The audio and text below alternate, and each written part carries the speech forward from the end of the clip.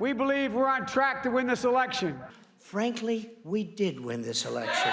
And it ain't over till every vote is counted. So we'll be going to the U.S. Supreme Court. We want all voting to stop. Election day is over, the votes are in, ballots are being counted, and results are still coming in as we await to find out who will be the next president of the United States of America.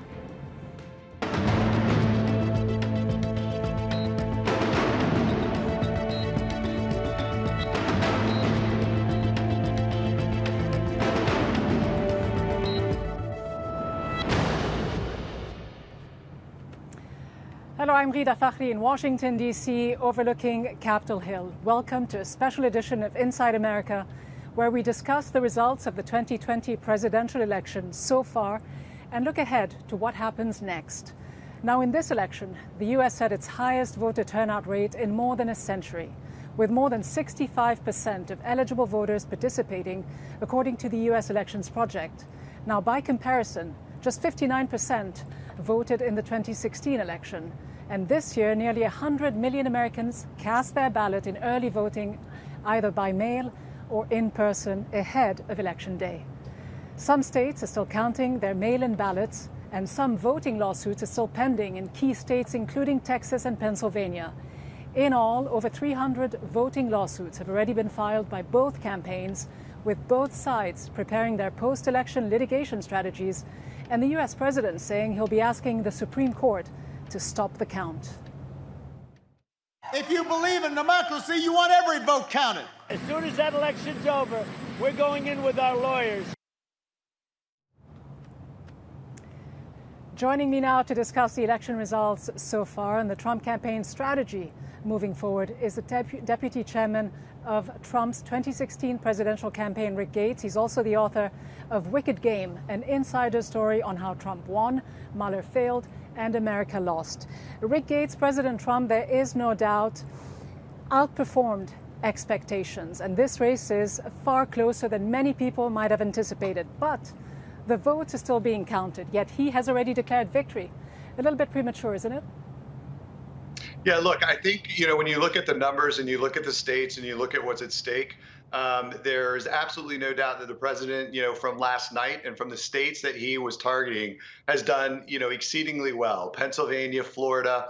I think he wants to count. He's trying to make a statement. And while maybe the rhetoric is a little strong for some people, this is how this president operates. He's a fighter. And he is not going to let any type of activity in one or two states or a lawsuit or anything of that nature prevent him from winning, as I imagine Mr. Biden will not do either. So it is a fight, and it's going to last some time, unfortunately, just because of the dynamics of how close this race is. Right, but the difference is that the Biden campaign hasn't declared victory yet. And we all knew all along that it would take quite a while beyond Election Day for some of the ballots to be counted in key states like Michigan and Pennsylvania. Wisconsin was called for Joe Biden a little earlier today. So we always knew this. Yet Trump said we will win. And as far as I'm concerned, we have won. He also tweeted that we have won big and they're trying to steal the election. So wasn't this part of his strategy all along to declare victory early on before the votes were all in, and then say that there was voter fraud and go for the courts, as he said he would do? Well, look, there's no prescribed, strategy for, attempting to take a victory when the victory is not there. But if you look at the vote counts in some of these key states, it's very important. These mail-in ballots are a very, concerning issue. What we're learning now, in places like Wisconsin, in Nevada, in Pennsylvania, with these mail-in ballots, there is a lot of potential for manipulation of those because they're paper-based. They can be stuck in a back room, in a trunk of a car. These are not the in-person votes that you see on Election Day. And so, yes, when you have the ability to have somebody win an election on Election Day, but then wait a minute, we have 2 million ballots that we need to count, which are still also being processed and certified, then it creates a situation where all these ballots have to be looked at very carefully because they're much different than the ballots that you actually go into a voting booth on Election Day.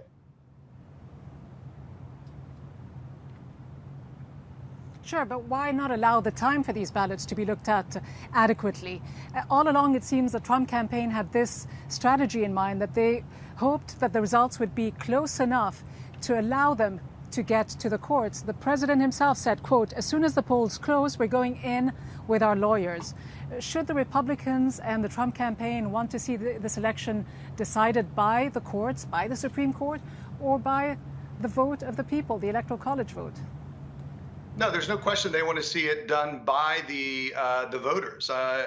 Both candidates want that, but also you have to look at, in certain instances, because of politics and because of the way our states work, we have different governors. Pennsylvania is a great example. It's a Democratic governor, a Democratic attorney general.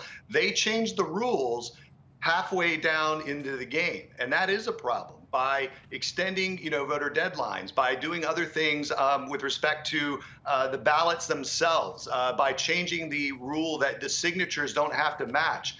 That's kind of, a disingenuous effort to have those voters come out and say, look, here are the set of rules. Oh, but by the way, we're going to change the rules just for this race. And then so it's okay that, you break the rules. And that's exactly what the president's referring to. He's not talking about challenging every state, against the Supreme Court. But what he was referring to is this Pennsylvania issue where it had already been heard by the Supreme Court. And the Supreme Court left that case open to say, hey, if there's another issue, come back to us. We will look at and consider ruling on it. And that's exactly what he's referring to in that instance.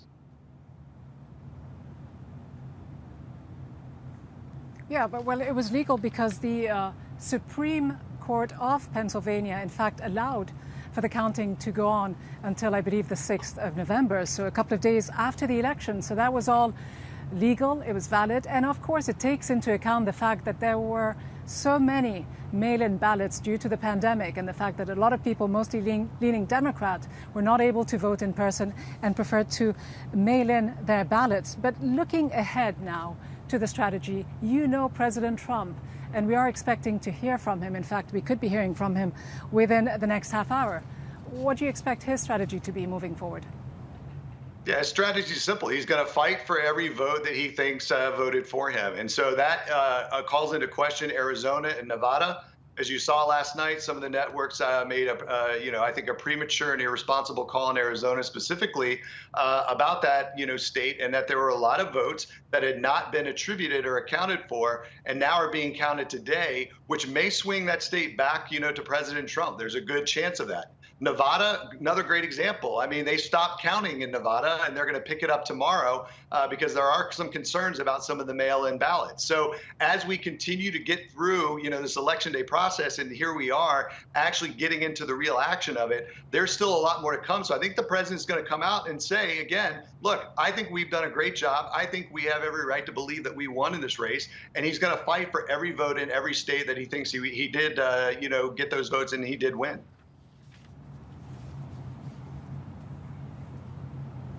What do you expect to see happen in these Rust Belt key states that actually made all the difference last time round? Wisconsin, Pennsylvania, Michigan. Wisconsin has gone to Biden, but Michigan and Pennsylvania, we may hear from them later today.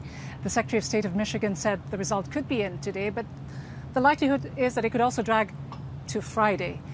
It made the difference in the sense that Trump prevailed by a razor-thin margin last time that put him ahead of Hillary Clinton and gave him the White House. It was 77,000 votes, even though he lost 3 million votes in the popular vote. What do you expect to happen in these two states? And will he challenge the absolutely. results? Yeah, in Pennsylvania, Donald Trump will win. This is a great example of that intensity factor that he was able to develop over the campaign, and that translated into voters coming out for him. We saw it in Florida, and we saw it in Pennsylvania, where the numbers and his lead was so vast in those two states, and Pennsylvania specifically in this case, that there's not enough Democrat vote, even with the mail-in ballot, to actually catch that. So I believe that Donald Trump will be the winner of Pennsylvania. I don't think that announcement will probably come until Friday because, as you said, they've extended their voting count days, and I think they're going to take those days, to do that. There are still a lot of votes to count, but there's really no way for, Joe Biden to catch Donald Trump in Pennsylvania. In Michigan, very, very interesting scenario. It is very close, razor sharp close. I don't know what's there's about 1 million ballots that they're still counting. I do believe that they will finish by today. It might be late this evening, but I think they will certify that. But with Michigan and Wisconsin, both those, even though they're called for Biden in the case of Wisconsin and Michigan, we'll find out. I think it's going to be very close. Both of those are going to be within 0.5%, which means they'll automatically go to a recount by their respective state laws. So we're already in a situation where these votes are so close that there are going to be recounts, and then we're going to have to see what happens in those recounts. All right, very close indeed, and still a lot of unanswered questions. Rick Gates, Deputy Chairman of Trump's 2016 presidential campaign, thanks very much for being with us. Thanks for your time. So then, will the election be decided by the courts? Will it go all the way up to the Supreme Court? Joining me now is law professor Eric Segall. He's the author of Supreme Myths. The Supreme Court is not a real court. Professor Segall, Trump has threatened to take this all the way to the Supreme Court. Can he lodge a case at the Supreme Court? And under which conditions could that happen? He can certainly try to do that, and he will. I think it's ironic that Mr. Gates, who you just had on, was talking about fairness in elections when the Republican Party's agenda for the last really 15, 20 years is to stop people from voting, not count every single vote. We're in the middle of a pandemic here. And we have a lot of different states with a lot of different problems. And for example, all Pennsylvania was trying to do was make sure that every vote counts. All Michigan is trying to do is make sure every vote counts. Now, along the way, there are going to be bumps. And those bumps could lead us all the way to the Supreme Court. And if it does, then I think Joe Biden might be in trouble.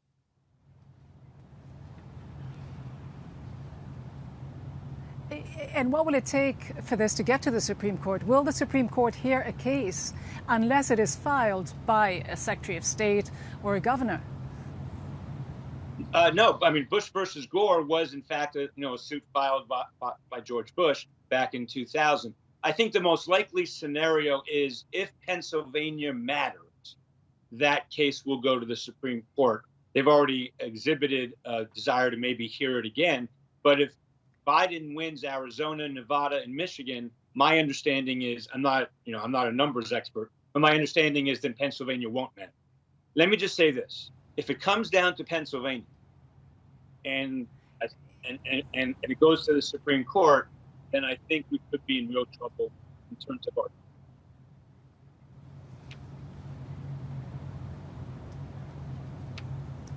But if there are lawsuits pending in Pennsylvania, but elsewhere as well, how long could it take to certify the overall election results? So the way it works in our country is first there'd be a lawsuit in a trial court, and that would probably go pretty quickly. And then the Court of Appeals. In the normal course of things, it takes years to get to the Supreme Court. But of course, that's not going to happen here. And Bush versus Gore in 2000 got to the Supreme Court, in December. Again, it all depends on Nevada, Arizona, and Michigan. If Trump wins some of those states or a couple of those states and Pennsylvania becomes important, then I think we'll end up in the courts. So what Biden and the Democrats must be hoping is that Pennsylvania ends up being not important to the result. And as things stand now, that's very possible. One more thing. Donald Trump is the first American president ever to have never served either in the government. Go ahead. I'm sorry. I was going to say he's the first American president ever to never serve in the government and never serve in the military. His interest is not in America. His interest is in himself in a way that is different than previous American presidents. I think we're entering into a very scary time in America, and I don't want to sugarcoat.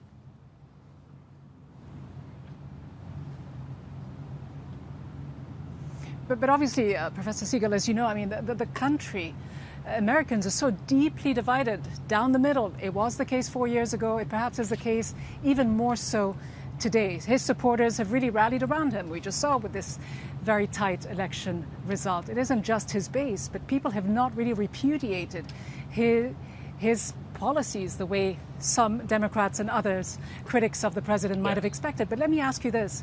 Can you foresee a scenario if we do not have a certified result and if both campaigns are at it in the courts with their lawsuits, a scenario where by the 20th of January 2021, we do not have a president-elect? Could there be a scenario where the Speaker of the House takes over? If there isn't a certified president on January 20th, then the rules say the Speaker of the House takes over.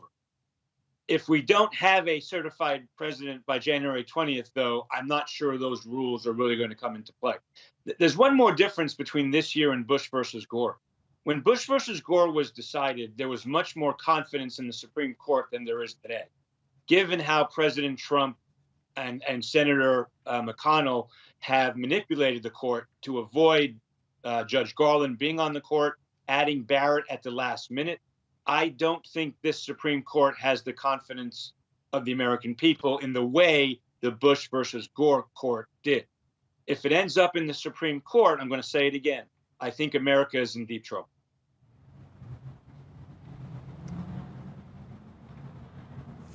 All right, Eric Segall, constitutional attorney and professor of law at Georgia State University. Thanks very much indeed. Now, back in 2019, a number of former Republicans formed the Lincoln Project, a political action committee whose mission was to prevent the re-election of Donald Trump and defeat all Republicans in close Senate races.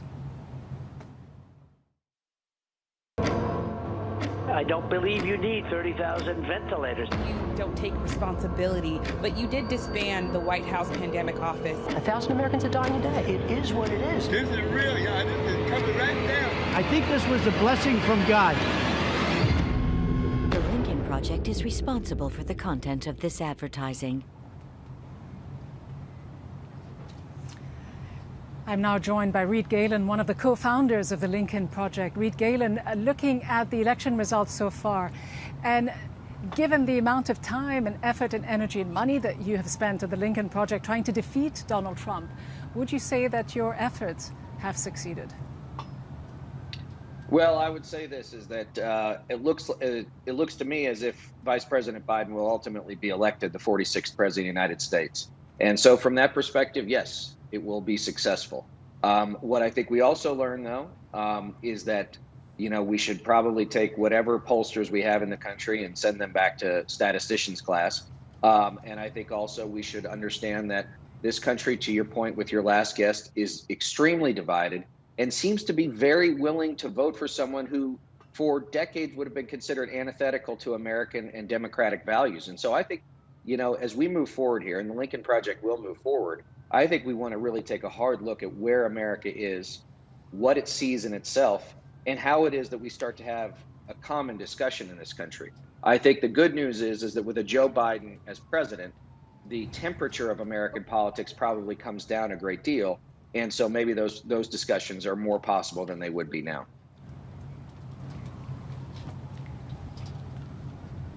And how much soul searching, how much of a discussion do Republicans have to have?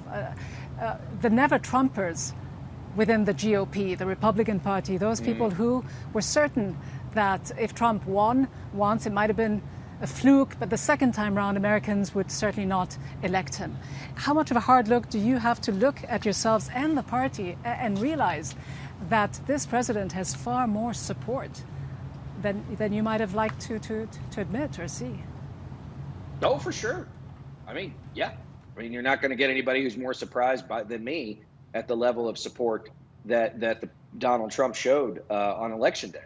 My assessment had been, given how low turnout was in 2016, that it would be very difficult for Donald Trump to win a high turnout election. That might be true, but not for the reasons I thought. It will be true because the Democrats and Joe Biden turned out more of their people, and I think we were able to move about 1% to 4% of Republicans and independents off of Trump, which is what our goal was. But Trump and the Republicans turned out their own voters. In some instances, I don't think they even knew they were doing it. And so I think that there's a real, to your point about soul searching, and reflection, I think we have to ask ourselves just what are the dynamics at play here? What does the country look like in a post-Donald Trump world where, unlike most presidents, he's not going to go anywhere and, in fact, might get noisier outside of the presidency than he ever was inside it, if such a thing is possible?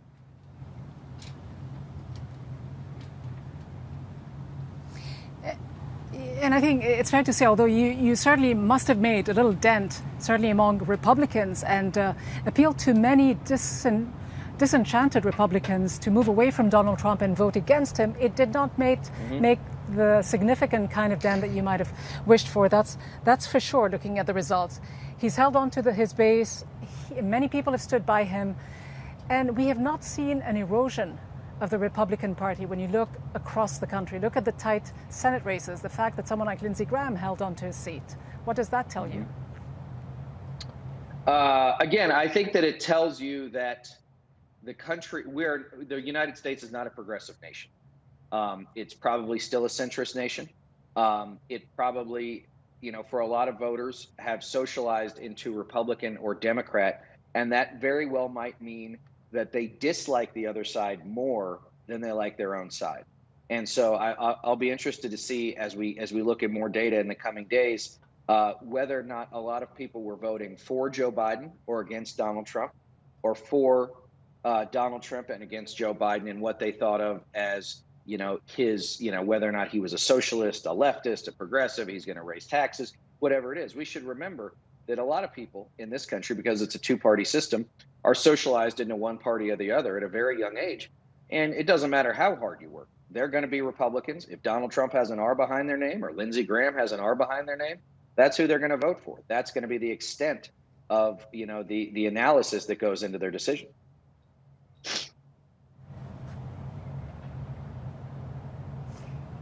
It's striking. I mean, you also mentioned a few days ago in the lead up to the election, as have many others, that this is an election that is a clear choice between, in your words, democracy and authoritarianism. You're talking about the potential alternative, a third party, which many people have been thinking about. We've spoken to Republican Congress people who say they've started thinking about it.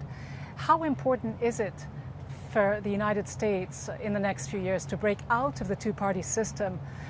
Or is it more important for the U.S. to look at ways to further democratize the electoral system and not base it on the electoral college vote, but base it on the popular vote? Interestingly, this year, it's a much closer affair between Biden and Trump. There's just 2 percentage points separating them as we speak in the popular vote. But if Trump does win, it'll be the 6th time that a president has won, the electoral college vote has won the presidency without winning the popular vote, the majority of votes in this country. Well, look, I mean, the Electoral College is enshrined in the United States Constitution, and, we can amend that Constitution. I think the question is, whoever has most recently won the presidency is typically not in favor of changing the rules that just help them get elected, whether or not that's a Republican or a Democrat. If you go back to, Barack Obama's 2 elections, they were fine with the Electoral College because he won both the Electoral College and the popular vote. I think that what it also says is, like, the rules of the game, such as it is, are very clear, which is we know the states every year, every 4 years, they rarely change. It's somewhere between 12 and 15 states that are always contested. And what is it that you have to do to understand who the people are that live there, what it is their concerns are, and how you communicate with them in a way that makes you believable to them as a messenger that has their best interests at heart. These things are not, there's a lot of things you can't account for in politics. We know where exactly these contests are going to occur every 4 years. And so I think that, from my perspective, it is one, looking at what it means to be a Republican. I don't think the Republican Party is a center-right party anymore. To your point about your question, I think it is an authoritarian-ish, statist, nativist party in which Donald Trump has become the demagogue around which it revolves. If he were gone, if he were not the president, if someone in 2024 wants to run instead of him, maybe it'll change. But it's certainly taken on his personality for now and into the foreseeable future.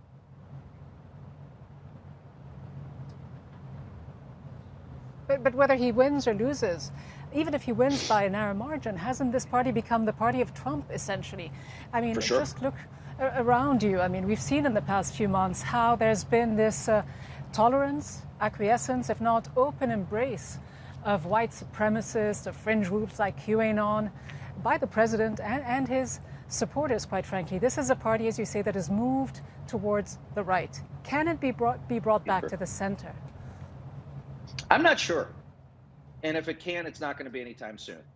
I think that what you're going to see is, without the presidency, but with the United States Senate and, a small number of increasing seats by Republicans in the U.S. House, that you're probably going to see a lot of these folks who are probably more beholden to a Trumpist, ideology. Because in our country, with our primary system, you can be sure that if anybody goes against Donald Trump in a full-throated revolt of what he stands for, that there will be a Trump-backed candidate or a QAnon-backed candidate that is going to challenge these people in their primaries, and none of them want that. So they're all going to hew as far to the line as they can without maybe, hurting their overall electoral chances. They're certainly not going to pick fights with Donald Trump. They're not going to pick fights with his most ardent supporters, because they know that that's going to hurt their own electoral chances in the future. And I think that's, to me, maybe the saddest thing about the Republican Party, one that I grew up in and spent many years working for, is that in 2022, we probably have, 15 or 20 Republicans who would otherwise be considered quote unquote moderates in the United States, who are probably going to look like very different animals in the next 24 months as they try and protect their own seats.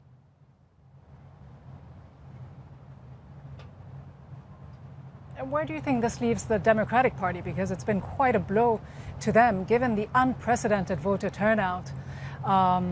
People have come out, they've been warned about voter suppression, they've stood in line despite the pandemic and everything else that's going on. And yet, here we are with a race that cannot be accounted for either candidate. Where does it leave the Democrats and Joe Biden and the future of that party and the more progressive elements among it?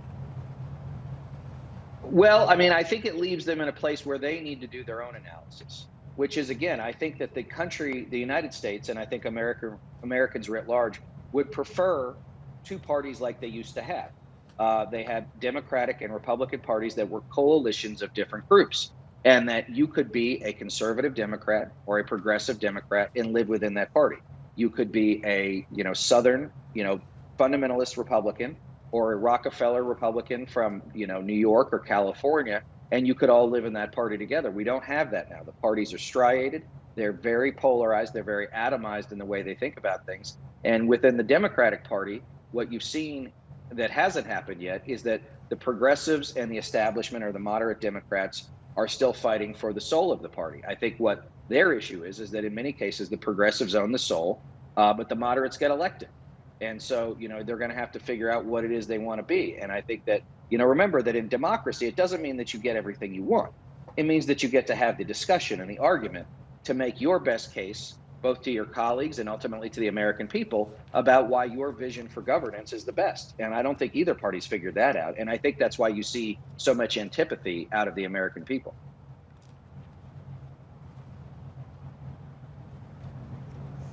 And just finally, Reed Galen, before I let you go, for you, the morning after, the day after, when the election results will become clearer, what is your first priority? What's your first order of play?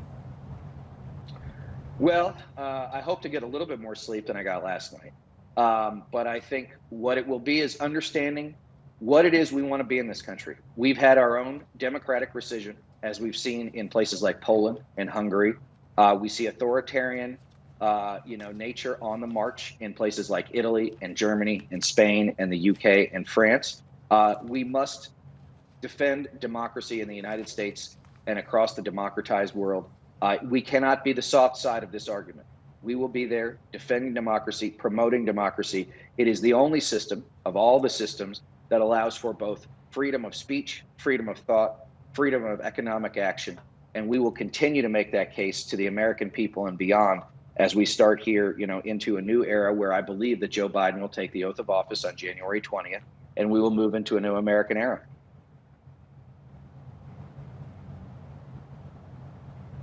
All right, Reed Galen, co-founder of the Lincoln Project. Thanks so much for being with us. Thanks for having me.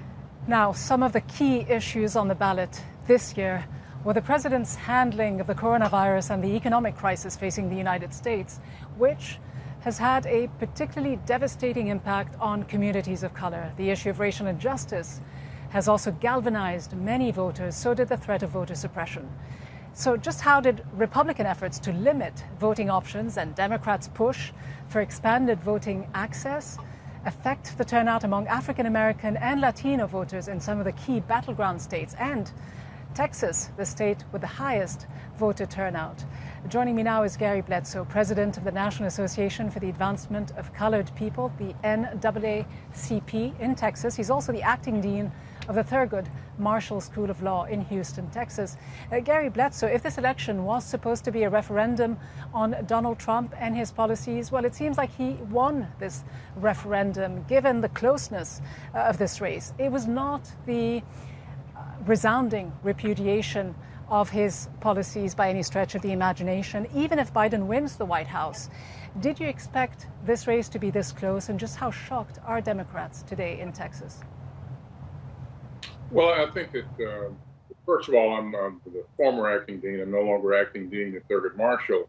But let me say that I don't know that the president did win the debate on policy, or whether it was a vindication of the things that have occurred during his administration. What I do know is that shows a lot more support for that than what we may have thought in the past. I think that many of us know that the country has been divided for quite some time. I think what the election shows is just how serious that divide is and how much work there is to be done in the future. I think that we have to look at this election and probably dissect it in many ways because of what it means. But I think if we go back and look around 2008, when President Obama was elected, after that point, about 10 to 15% of the most conservative Americans in every state in the union started to vote at about a 90% clip because of their fears relating to the minority community. And Texas is kind of ground zero for that because 49.4% of the adult voting age population is African American and Latino combined. So you can see the real fear that comes from that. But I think that what's probably at the belly of this is an issue of an undercurrent where there's a real concern about race, and there really need to be adults in the room that come in and have an honest discussion and have people from conservative points of view and liberal and moderate points of view all come together and discuss. Because I think the experiment, the American experiment, has been a great experiment. I think it's showing what can be done in many places around the world where you see people fighting each other because they're different sects of the same religion or different religions or different races or what have you. And so we see that we have these fights all around the world, but we have this Republican form of government here where we allow people to come in and be part of the discussion, and we have a Supreme Court that's been intended to really try to vindicate the rights of minorities so that the majority doesn't trample over those rights. And so right now that's going to be put to the test with what we're about to go through. Let me ask you, though, Gary Bledsoe, you mentioned minorities in Texas, and it's an important state in the sense that it's got these changing, evolving demographics that made lots of people sort of pin their hopes on the unlikely idea that this staunchly conservative red state could actually flip in this election and turn blue. It didn't, but some people think it could very well do in future election cycles because of the growing number of Latino voters, African-American voters. But there was also that issue of voter suppression that Democrats were complaining about, the fact that the governor had ordered there be just one mail-in drop-off ballot box per county, regardless of the size of the county, including Harris County, which has about 5 million voters in it. How has that affected voter turnout and the idea that more people, not less, wanted to take part in this election, especially African Americans? That question has great insight. But let me say that it's a lot more than the issues that have been out in the media. The different types of voter suppression were pretty much unlimited at the time. Let me give you a few examples of the things that actually occurred in this election. One of the things that I think we all need to understand is that the handling of the coronavirus was handled in a way to where it would discourage voters who were concerned about being exposed to the virus and having pre-existing conditions that might be a real problem with them. And you add to that the issues with the post office and the issues that occurred there in terms of all the ballots that were not moved, and people had those fears. And so you were left with the idea of, are you going to go and vote in person? And the in-person voting issue became really paramount in the minds of many, because in Texas, for example, election officials were not required to wear masks. So think about this. If you were leaving your supermarket and you were going to walk from the supermarket down to the voting site, you would have to have your mask on. But the minute you got to the voting site, you could take it off. And we had reports all around the state of different election officials, and particularly poll watchers, who refused to wear masks and would get up very close to voters. And it was really kind of intimidating. And obviously word gets out about that, and that's an issue of major concern. But we had other issues. We had many people who registered to vote on time, and they didn't show up on the voting rolls, or they ended up getting certificates showing that they registered later than they did. So we were really concerned about that. We did have violence and intimidation at some polling places, and we did have all the trolling, same types of things that occurred in 2016, where people tried to discourage African-American voters. You know, we had complaints and things on our website at the state conference that we think very much were possibly Russian trolls, what have you, trying to throw us and move us in different directions. So we have to look at all those things that have occurred, besides the issues of what's actually occurring at the polling places, and the way that the poll watchers were really offensive. You know, even one of our branch presidents here was assaulted by supporters of one of the candidates, and that's truly a problem.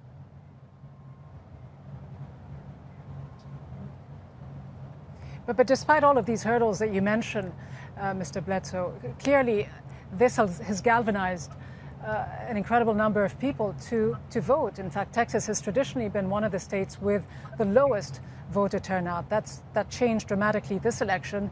90% of black Texan voters, according to exit polls, voted for Biden, quite similar to the number of people who voted for Hillary Clinton last time around. Just 8% voted for Trump. And when it comes to Latino voters in Texas, it was a smaller margin that made the difference between the two, 59% for Biden, 40% for Trump. But to what extent does race continue to compound and to compound the problems and confound American democracy, especially in states like Texas? And how important was the race issue this year for voters? Well, I think race is a huge motivating factor for many of the voters. I think that that is very clear. I think that what I indicated before, the concerns over immigration and the election of President Obama have spurred really the most conservative voters to turn out at record numbers even before this election. So race is at the center of those issues. What we have is a Southern strategy that occurred many years ago, when Barry Goldwater and others, Lee Atwater, decided that the way to win a campaign was to actually make one side seem like it was the side of the minorities, and the other side would be the place for white voters to go. And so what we've seen is the Southern strategy become a national strategy, and it has been somewhat effective in terms of what it's actually revealed in the country and the undercurrent that's actually out there. So there's going to be a real need to get people together that are from both major political parties as well as independents to try to move the country forward, because this is an extremely close election. It could go either way, and the matter will more than likely, if the president loses, go to the United States Supreme Court. And if it goes to the United States Supreme Court, people are going to have confidence in the ultimate outcome.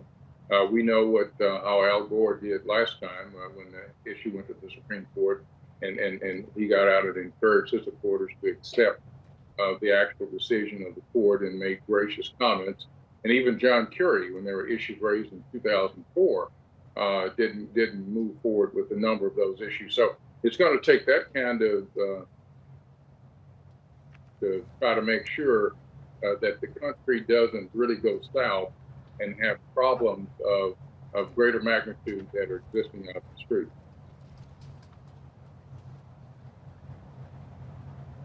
the kinds of things we saw All right, with Gary the bus Bledsoe of incident. the NAACP, thank you very much. We'll have to leave it there, but thank you very much indeed for joining me.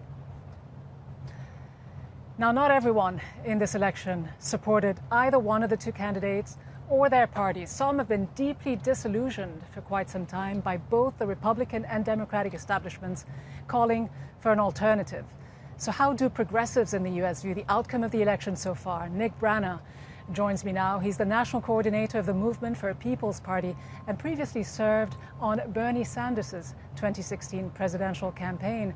Nick Branagh, just looking at the lay of the land so far when it comes to this election, not quite the landslide many predicted. How much of a blow is this to Democrats? It's an enormous blow because they've spent the last 4 years telling us that Donald Trump is the greatest threat to working people. And yet and now we've seen, it's not theoretical. It's not like 2016 before he was elected. That back then he was offensive enough. He was a billionaire, racist, sexist oligarch. Now we've actually seen 4 years of his policies. He's rejected all of his campaign promises, gone back on them. He's deepened the Washington swamp, not eliminated it. He has horrifically mismanaged a pandemic, and he's presided over an economic depression in the United States. And yet the Democrats, it appears, can barely eke out a victory against him.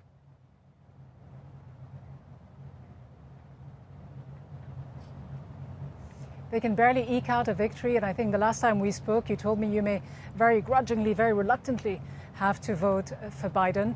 But regardless of who you voted for, I know you've been pushing for a third major party, but wouldn't that in fact weaken the more progressive side of the Democrats?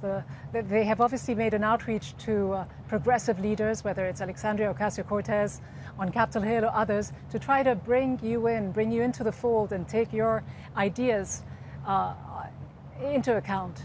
Wouldn't that weaken their platform altogether if you were to come up with a third alternative? So we are working, my organization, the Movement for a People's Party, is more than 120,000 members and more than 1 million people who joined us at the People's Convention in August to found a major new party free of corporate money, a progressive populist party here in the United States. Both of our parties are completely dominated by Wall Street funds. There is really no progressive wing of the Democratic Party. It is really just a handful of people, Alexandria Ocasio-Cortez, Ilhan Omar, Bernie Sanders, but they are very much the exception to the rule. They're outliers. The vast majority of the party is corporate.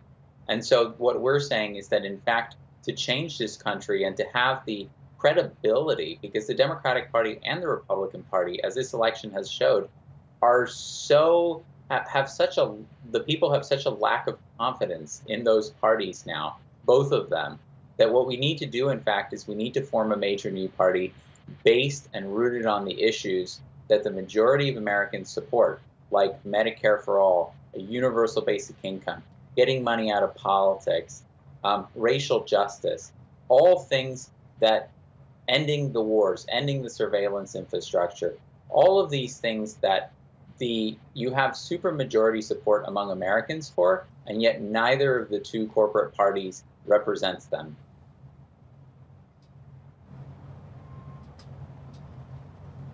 So given the situation as it is, would you be better off investing your energies and efforts into trying to change the electoral system? And as you say, if Biden does win, he would have won literally by eking out a victory out of nowhere, it seems, given the closeness of this whole election right now. Wouldn't it drive the party itself more to the center? The fact that he might eke out a very narrow victory, and shouldn't you best focus on how to make this electoral system workable for a majority of Americans? Well, that is completely true that it will drive the Democratic Party to the center. But that is true regardless of what the result would have been. The Democratic Party is constantly looking for an excuse to move to the right. It's been doing so for the past 40 years, even leading the Republican Party in moving to the right in some ways, such as in financing the military budget, which consumes about 2/3 of discretionary spending here in the United States now, and eclipses social spending. reforming the Democratic Party has been tried for decades here in the United States. And in fact, what we've seen is that the Democratic Party blocks presidential candidates and candidates at the congressional and other level from actually getting into power. They rig the primary rules, as they have the last 2 times against Bernie Sanders, in order to prevent a contest from them.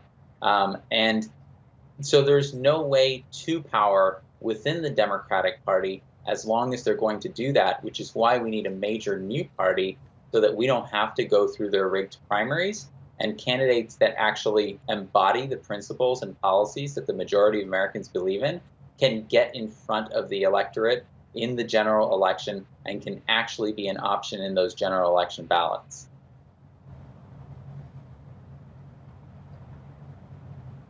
Just finally, Nick Branagh, when you look at the demographics, the young voters, the Bernie supporters, as they've been known, they were quite disillusioned, obviously, with the Democratic establishment. Where does this election result leave them, and how galvanized will they be to join forces with you and the movement for a People's Party to make things happen for the next election cycle? Well, that is exactly what we're planning. We plan on forming a major new party here in the United States, registering in all 50 states as a party. We'll begin doing so this December. And then we plan on running for Congress in the midterms, getting representation, and using that as a launching pad and a bully pulpit to run for president in 2024, and in that way, and defeat both major corporate parties. And as for young people are the ones who are the most eager for this kind of change and the most disgusted with the corporate parties here in the United States. 71% of millennials want a major new party, according to a poll last year. 60% of all Americans want a major new party, and the number is actually above 60% for everyone who is under 65. So this is an enormous kind of agreement now across generationally, even though it's the youngest people who want it the most. It really is across the country, across generations, across races, genders. People of color, also low-income people, are the people who want it the most as well. Those are the people who are the most left behind by this system. And so it's unsurprising to find that they're not satisfied.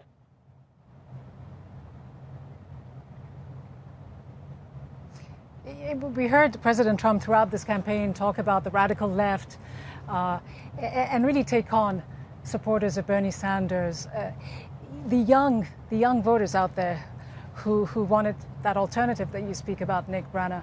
But does the election result so far mean that the left will have a stronger platform or a weaker platform to make more demands and to be folded into the Democratic Party platform and establishment moving forward between now and when you're able to put together this alternative, which clearly won't be overnight? Well, we've seen an abject failure of neoliberalism. In reality, what led us to Trump in the first place was an Obama administration. Obama, when he ran in 2008, he promised many of the things that we're now founding the People's Party on the basis of.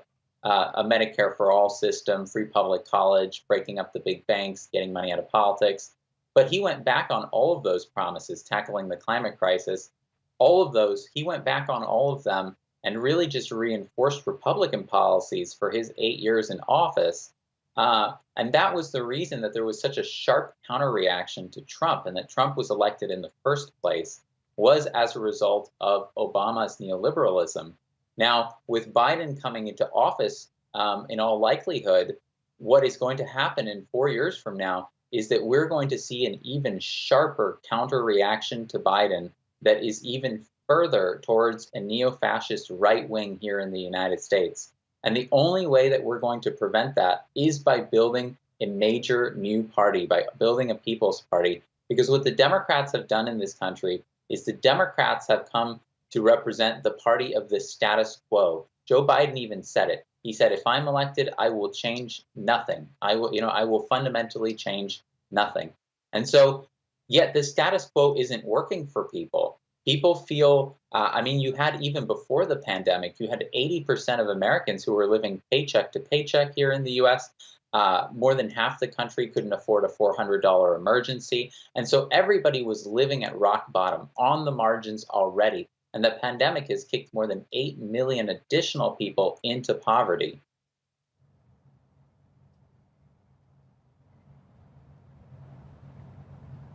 It's quite extraordinary, as you say, Nick Branagh, at a time of a raging pandemic that is costing close to 250,000 deaths. I don't have the latest figures on hand, but given everything that's happened, the fact that you hear President Trump and his campaign still take on Bernie Sanders over his desire to extend universal health care coverage to everybody in this country, and the fact that it is hitting a wall is quite extraordinary for people outside of the United States, looking on, people who live in countries with universal health coverage. But how long do you think it'll take for things to change for the other half of the American public and electorate, not the younger, more progressive voters, but everyone, to come on board with ideas like these, which still seem very radical to many, many Americans? Biden did outperform Trump with the younger voters, but it's going to take much more to get your message across. Well, the polls here in the United States show that the policies and the program that we're founding the People's Party on actually has supermajority support across the board. So these are things that, as you point out, are just taken for granted in other developed countries, like a single-payer healthcare system, the United States being the only developed country in the world that does not have such a healthcare system.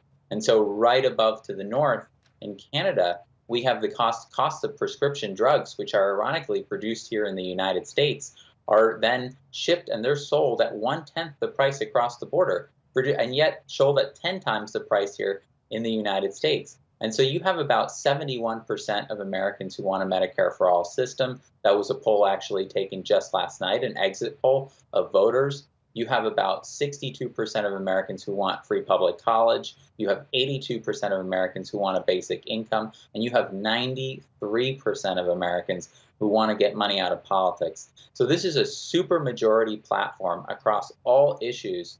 And that's how we believe that we can build a coalition, because the two parties, in their march towards corporate extremism, they have abandoned positions that are supported by the majority of Americans and given them zero electoral representation.